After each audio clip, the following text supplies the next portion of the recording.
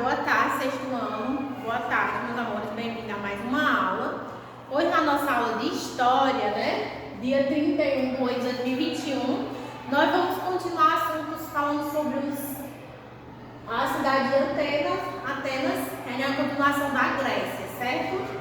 Nossa aula de História 31 de 8 de 2021, nós vamos pontuar um pouco sobre a política na cidade de Atenas, certo? Primeiramente, nós vamos fazer a correção na página 97. Eu quero que vocês prestem atenção, porque eu vou corrigir oralmente, falando. Aí vocês vão fazendo as correções necessárias na resposta de vocês. Corrijam a atividade, porque é importante a correção, para nós podermos estudar. Coloquem na página 97 a questão 1 e a questão 2 na 98. A sociedade ateniense estava dividida em eupátridas, metecos e escravos. Sobre cada uma dessas organizações, associa a coluna seguinte: A. Eupátridas, metecos, B e C, escravos. Primeiro quadrado da frase: podiam pertencer ao Estado, às sociedades e aos homens livres. Letra C, escravos. Eram eles que faziam a limpeza pública e fiscalizavam e o policiamento se pertencesse ao Estado. Letra C, escravos também. Os únicos que tinham direitos políticos. Letra A, eram epátridas. Não podia se casar com cidadãos. B, metecos, estrangeiros, certo? Eles eram os grandes proprietários de terra, os comerciantes e os donos das oficinas de artesanato, as pátridas. Letra A. E por último, B, que é os metecos, se dedicavam ao comércio e às atividades manufatureiras. Vamos corrigir a questão 2. 2. Atenas é conhecida como o berço da democracia. Porém, de acordo com o que estudamos, existem algumas diferenças entre democracia grega e a nossa, por exemplo. Pensando nisso, responde: em Atenas, qualquer pessoa é considerada cidadão? Não. Lá em Atenas, a democracia ateniense era formada com a participação de cidadãos atenienses, adultos, filhos de pai e mãe atenienses, que correspondia a uma minoria, pois eram excluídos os estrangeiros, os escravos e as mulheres. Bom, agora nós vamos continuar o assunto falando sobre Atenas, A Grécia Antiga havia várias cidades-estados, ou seja, cidades autônomas politicamente.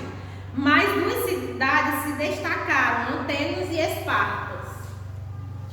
Atenas, a evolução política passou, por diversos processos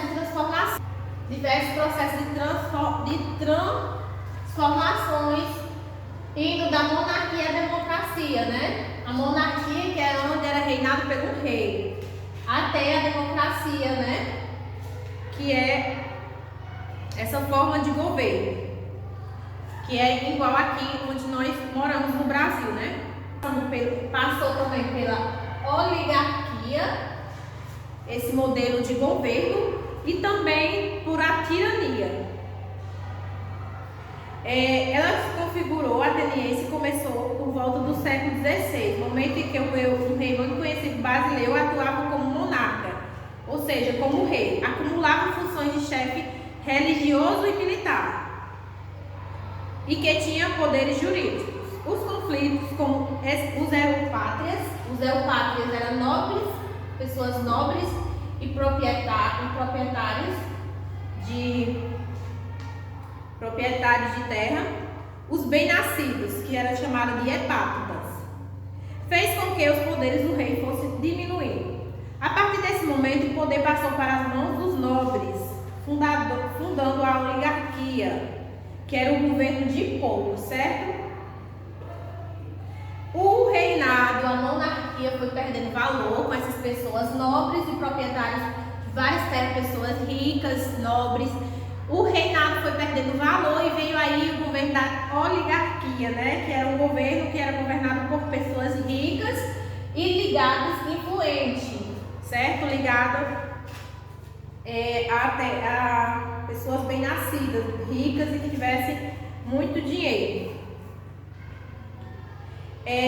A terra, ou seja, latifundiários, aquelas pessoas que tinham enorme quantidade de terras. Esses oligarcas tornaram-se arcontes,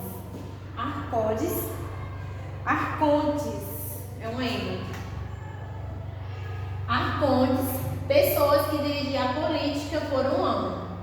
Os arcontes eram responsáveis por dirigir a política dos cidadãos e realizar cerimônias religiosas. Ele era sorteado entre cidadãos e seu mandato durava um ano. Os membros da aristocracia ateniense participavam de um conselho chamado Areópago. O Areópago era o tribunal de justiça, o conselho que a céu aberto, que eles julgavam crimes, tinham as leis. Esses membros eram escolhidos para exercer o poder arcontes. Cada arcontes era responsável por um aspecto diferente do governo ateniense. O nome Areópago significa algo como cortina de Ares, que refere ao deus grego da guerra. Tal referência se deve ao fato dos membros do Areópago, por serem aristocratas, cumprirem em geral a função de guerreiro de elite em tempos belísticos, sendo responsável pela proteção da cidade. Durante o período democrático, o Areópago cumpria apenas a função do tribunal, constituído por arcontes que tinham o dever de julgar crimes como homicídios, envenenamento e incêndio. A sociedade ateniense era dividida em eupátricas, aquelas pessoas bem-nascidas, meteques, que eram estrangeiros, não tinham direitos políticos nem podiam casar, e os escravos eram uma população numerosa e no início do desenvolvimento de Atenas, os escravos se adquiriram da seguinte forma: através do não pagamento de dívidas, através de guerras ou trocas comerciais. E os demiurgos foram comerciantes e artesãos. Havia também os trabalhadores livres, pobres, que não possuíam terra e viviam da prestação de serviços aos proprietários e aos homens ricos. Se aventuravam nos mares, marinheiros e pescadores. Os legisladores. Durante o século 17 e 16 a.C., houve um momento que a sociedade ateniense passou por uma estabilidade e mudança relevante. Havia grande concentração de terras em pequenas mãos de grupos privilegiados, que essas pessoas que tinham mais nobres, mais ricas, sendo escravizadas por causa de suas dívidas.